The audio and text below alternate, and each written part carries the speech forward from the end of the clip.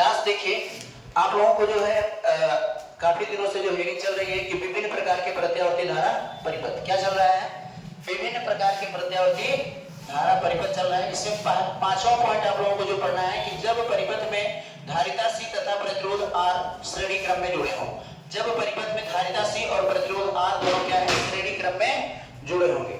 आप लोगों को मैं बता दूं, जो अगर मान लीजिए इस वीडियो को जो है शूट किया गया एक बार तो फोन स्विच ऑफ हो गया, खैर कोई दिक्कत नहीं है। अगर नहीं समझ में आएगा तो आप लोगों को बस केवल क्या करना है, जो चौथा पॉइंट पढ़ाया गया है कि जब परिपथ में क्या हो, प्रेरकत्व और प्रतिरोध R दोनों क्या हो, श्रेणी क्रम में हो। उस वीडियो को आप लोग जैसे ही देखेंगे सब कुछ डाउट क्लियर हो जाएगा, क्योंकि सेम सिमिलरली वही चीज आता रहता है। इसमें अगर कुछ डाउट रह जाता है तो वहां से आप क्लियर कर सकते हैं। बहरहाल एक बार आप लोगों को बता दिया जाता है कि इसमें क्या क्या आप लोगों को पढ़ना है। देखिए, जब परिपथ में धारिता C तथा प्रतिरोध R दोनों क्या हो, श्रेणी क्रम में हो, तो हम लोग क्या कहेंगे कि माना नहीं, जब परिपथ में धारिता C और प्रतिरोध R दोनों क्या होते हैं, श्रेणी क्रम में हो, तो उसमें क्या होगा कि एक समान धारा प्रवाहित होगी। तो उसमें क्या होगी, एक समान धारा प्रवाहित होगी। परंतु जो है यहाँ पर देखिए क्या कहा जा सकता है कि धारिता के सिरों के बीच विभवांतर VC, परंतु धारिता के सिरों के बीच विभवांतर VC प्रत्यावर्ती धारा से कला में 90 अंश क्या होता है, पश्चगामी होता है। जबकि प्रतिरोध के सिरों के बीच विभवांतर VR प्रत्यावर्ती धारा दोनों क्या होते हैं, समान कला में होते हैं। तो यहाँ पर एक बनाया गया है, इस ग्राफ में ये बनाया गया है। देखिए बाहर की कुछ नॉइस आ रहे हैं, लेकिन आप लोगों को धैर्य बनाए रखना है। यहाँ पर देखिए ये धारा का ग्राफ बनाया गया है, और धारा और प्रतिरोध दोनों एक समान, मतलब धारा और प्रतिरोध के सिरों के बीच विभवांतर दोनों एक समान कला में होते हैं, इसलिए एक ही साइड में बनाया गया है।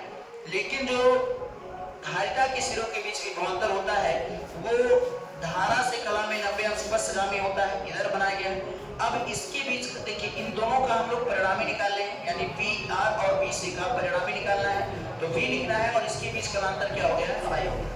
VC जैसे इधर लिखा जा सकता है वैसे हम लोग इधर भी इसमें लिख सकते हैं। आगे आप लोग क्या कह सकते हैं कि अतः परिणामी विभवांतर निकालने के लिए इस ग्राफ को आप लोग देखते रहिए, ये एक समकोण त्रिभुज बन गया है। समकोण त्रिभुज में अगर हम लोग निकालें तो अतः परिणामी विभवांतर कर्ण स्क्वायर बराबर लंब स्क्वायर प्लस आधार स्क्वायर। कर्ण आपका ये भुजा होगा, इसके जस्ट सामने आपका तो क्या हो जाएगा, लंब का स्क्वायर, और ये वाली भुजा आपकी क्या हो जाएगी, आधार का स्क्वायर। तो यहाँ से हम लोग ये कह सकते हैं कि कर्ण के प्लेस पे आपका आ गया V स्क्वायर बराबर क्या हो गया, लंब आपका हो गया VC का स्क्वायर, और आधार आपका क्या हो गया, VR का स्क्वायर। परंतु आप लोगों को पता है कि VC बराबर IXC होता है और VR बराबर क्या होता है, IR होता है। जैसे देखिए ये आपका V बराबर IR जैसे ओम का नियम है, तो ऐसे VC बराबर IXC होता है, जहाँ XC आपका क्या होता है, धारिता प्रतिघात होता है। क्या होता है, धारिता प्रतिघात होता है। अब अगर इन दोनों पहलू को मैं यहाँ पर उठा के रख दे रहा हूँ तो V स्क्वायर बराबर XC के प्लेस पे क्या रखा जाएगा, IXC का होल स्क्वायर, और VR के प्लेस पे IR का होल स्क्वायर। और अगले लाइन में आपका जो मिलने वाला है V स्क्वायर बराबर I का स्क्वायर हो जाएगा और XC का स्क्वायर हो जाएगा प्लस I स्क्वायर और R का स्क्वायर हो गया। इन दोनों में से हम लोग कह सकते हैं कि I स्क्वायर कॉमन है, I स्क्वायर को कॉमन कर लिया गया है, तो XC का स्क्वायर प्लस क्या आ गया है, R का स्क्वायर आ गया है। अगर इस I स्क्वायर को मैं इधर कर देता हूं तो V स्क्वायर बटे में I स्क्वायर बराबर XC का स्क्वायर प्लस R स्क्वायर। अगर मैं इन दोनों का स्क्वायर एक साथ लगा दे रहा हूं तो V बटा I का होल स्क्वायर, आगे XC का स्क्वायर प्लस R का स्क्वायर लिखा जा सकता है। और आप लोग जानेंगे अगर इधर से स्क्वायर हटाएंगे तो इधर क्या लगने वाला है, रूट लगने वाला है। तो क्या लिखा जाएगा कि V बटा I बराबर रूट में XC का स्क्वायर प्लस R का स्क्वायर। और जो कि आप लोग जानते हैं कि V बटा I जो है परिपथ का प्रतिरोध होता है, तो हम लोग ये कह सकते हैं कि चूंकि ये इतना लिखा हुआ है ये परिपथ का प्रतिरोध होना चाहिए, परंतु यह प्रतिरोध के कारण नहीं बल्कि धारिता और प्रतिरोध दोनों के कारण है, इसलिए इसे प्रतिरोध ना कहकर परिपथ की प्रतिबाधा कहते हैं और Z से प्रदर्शित करते हैं। अगर यहाँ से देखा जाए तो परिपथ की प्रतिबाधा Z बराबर रूट में क्या आ जाएगा, ये आपका रूट में XC का स्क्वायर प्लस R का स्क्वायर आएगा।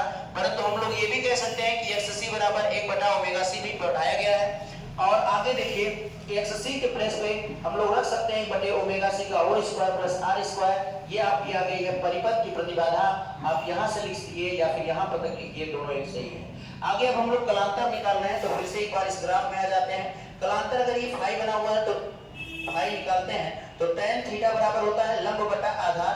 तो यहाँ से हम लोग tan फाई बराबर लंब और बटा आधार, तो क्या होगा, लंब के स्थान पे BC BC का BC और ये हो गया आधार के स्थान पर PR हो गया। और चूंकि अभी बताया गया कि tan phi बराबर देखिए BC बराबर क्या होता है, BC बराबर होता है IXC और PR बराबर क्या होता है IR। I से I कट गया है तो tan phi बराबर XC बटा R आ गया है। और अगर मैं इधर से phi का वैल्यू निकालना हो तो tan को इधर ले जाऊंगा तो इसको लिखा जा सकता है tan इनवर्स XC बटा R। क्या हो जाएगा, phi बराबर tan इनवर्स इधर आ जाएगा। तो यहाँ पर देखिए क्या हो गया, इसी के बाद tan को उधर कर दिया गया, phi बराबर tan इनवर्स XC बटा R हो गया है। और आगे XC बराबर क्या होता है, ये वाला देखिए यहाँ पर XC बराबर 1 बटा ओमेगा C। तो हम लोग यहाँ पर रख दिए हैं phi बराबर tan इनवर्स, आगे हो जाएगा 1 बटा XC के प्लेस पे ओमेगा C, आगे बटे में R हुआ, R का यहाँ पर गुणा होगा तो कितना आ जाएगा कि phi बराबर tan इनवर्स 1 बटा ओमेगा C और साथ में क्या होगा R होगा। अगर इस मान लीजिए आवाज क्लियर नहीं हो रहा है, डाउट रह जाता है तो आपको पिछले वीडियो में देखना है, जिस वीडियो में यह बताया गया है कि जब परिपथ में क्या हो प्रेरकत्व C, जब परिपथ में प्रेरकत्व C। चलिए कोई बात नहीं, बैठ गया तो